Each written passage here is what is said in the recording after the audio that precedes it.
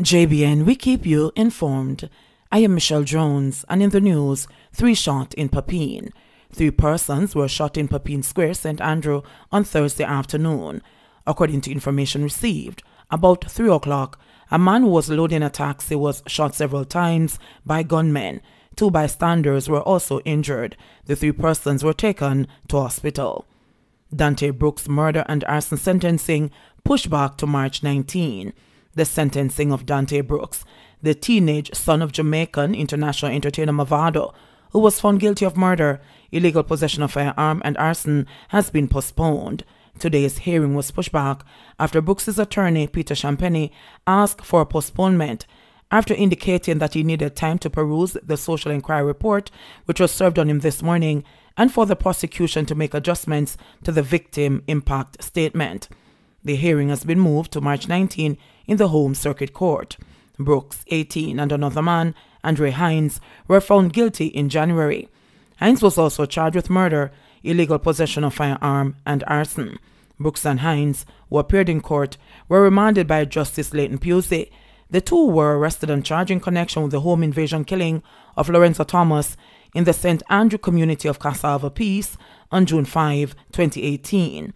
Prosecutors led evidence that Brooks and Hines were among 5 men who entered the house and shot Thomas before pushing his father into another room. Thomas's killers attempted to sever his head but aborted that plan because the machete was too dull. They then poured gasoline on the house and the body before setting both on fire. Prosecutors relied on the eyewitness statement of Thomas's father, who indicated that he knew his son's killers from the community. St. Catherine woman given suspended sentence for fraud.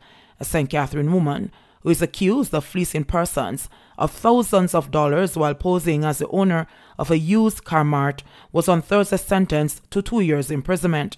The sentence was suspended for 2 years. Sasha Marshall Robinson, a 40-year-old cosmetologist of Red Ground, St. Catherine, was charged with 8 counts of obtaining money by false pretense. She appeared in the St. Elizabeth Parish Court. The charges arose from several incidents between 2017 and January 2018. Marshall Robinson collected money from individuals to purchase vehicles. A report was made to the St. Elizabeth Police when the cars were not delivered. She was arrested while at the St. Andrew Parish Court, where she was facing a similar charge. Manchester Police recover stolen items, ask public to make contact. The Manchester Police are asking members of the public who have been robbed of their belongings and can identify them to visit the Mandeville Police Station. This follows police raids in the poorest area of Manchester yesterday, where the police recovered a number of items, including construction equipment believed stolen. We conducted a number of raids in the poorest police area and have recovered a number of items, most of which are tools which we suspect have been stolen, said head of the Manchester Police, Superintendent Gary Francis. The items include an air compressor, a steam cleaner, a jigsaw, an all-purpose saw, a tile cutter, drills, radio hi-fi system, among many others. We're inviting members of the public whose premises might have been broken into to visit us at the Mandeville Police Station or to call us at 876-961-5581 or 876-962-2550 or 876-962-2832 and take along any identifying information to verify ownership of the material, said Francis. Policeman freed after facing court for promoting illegal party. An inspector of police who was charged with promoting an illegal party during COVID-19 restrictions was freed last week when he appeared before the St. Catherine Parish Court. Enroy Maduro was freed after his attorney challenged the evidence submitted by prosecutors. He was charged in August after the police raided the party in Big Lane, Central Village, St. Catherine.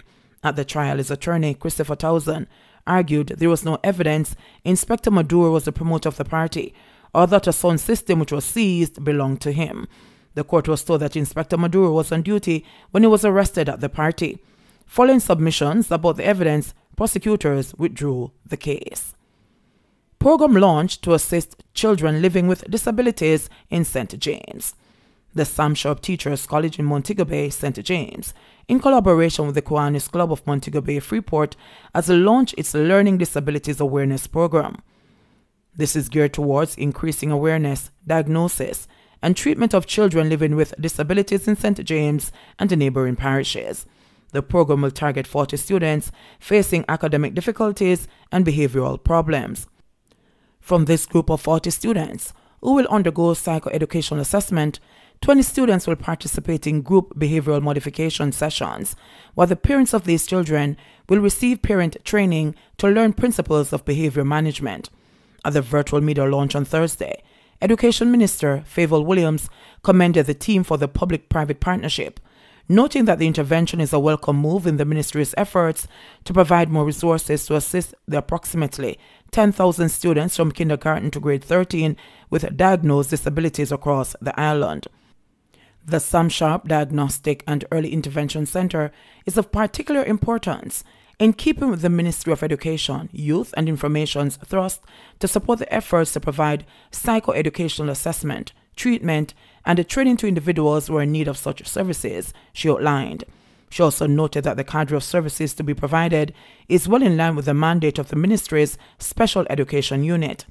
I am especially pleased with the range of specialized services that will support parents and caregivers of children with special needs, in particular with the aim of identifying 40 students per year for assessment and offer psychotherapy services to at least 20 of that number. The Ministry's Special Education Unit, which has the responsibility to supervise special education schools and units island-wide that are government-owned or government-aided and those that receive special grants, stands ready to offer any support you need, she noted. For his part, President of the Kiwanis Club of Montego Bay Freeport, Dr. Romano Forster, outlined that the program will be broadened to include sensitization sessions to be held with 100 teachers within the Western region. This will allow for the early identification, assessment, and diagnosis and treatment of future cohorts of students. Additionally, at the end of this year's program, the identified students will be followed up for at least 5 years. During this follow-up, we'll try to give support in whatever capacity we can. We also intend to commence a 5-year research for publication, Forster noted.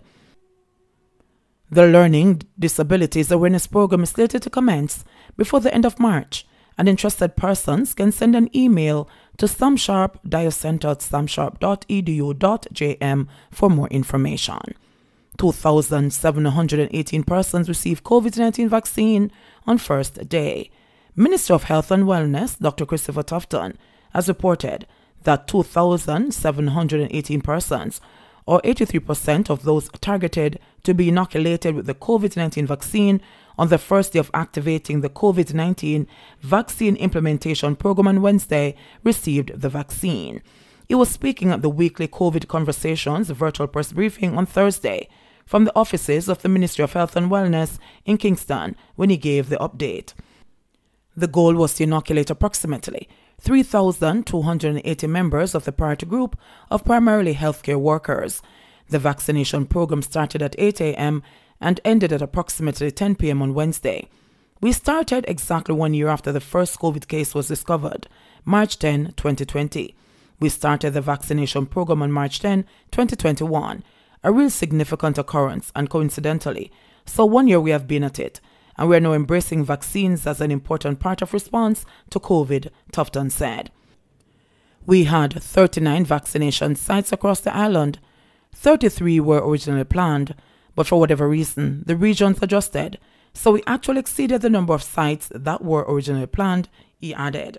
Tufton said the Western region exceeded its target of 530 by inoculating some 804 persons, which represents 152% of their target. 5 more COVID-19 deaths, 490 new cases. Jamaica's COVID-19 death toll has increased to 480 after 5 more persons died from the respiratory illness.